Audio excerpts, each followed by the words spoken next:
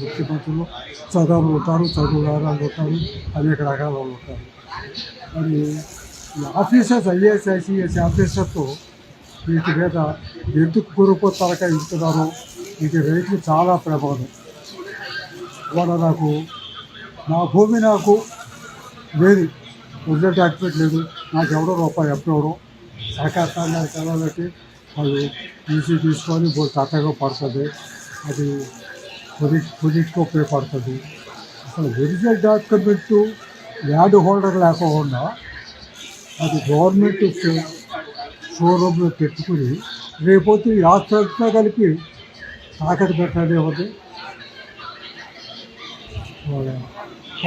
ప్రజలతో ఒక్క రైతాంగం అంతా ఆలోచన చేయకపోతే అసలు ఈ పరిస్థితి ఏంటి? మనం కష్టపడి మనము పిల్లలు భార్య పిల్లలు కష్టపడి ఒక 50 సెంటు 60 సెంటు కొనుక్కుంటూ మన భూమి మనకు హక్కు లేదు. ఏ బ్యాంక్కి వెళ్ళి ఏమైనా నాకు ఒక 10,000 కావాలి, మీరు నా డాక్యుమెంట్ తాకట్టు పెట్టుకో, నాకు హక్కు అది హక్కు.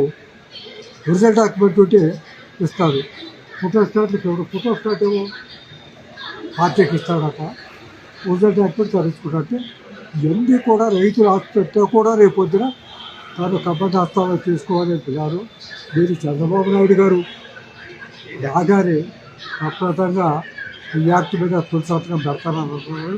కనుక అందరూ కూడా ఆలోచించి ప్రజా వ్యతిరేక పరిపాలన, రైతు వ్యతిరేక పరిపాలన సహజంగా జరుగుతుంది.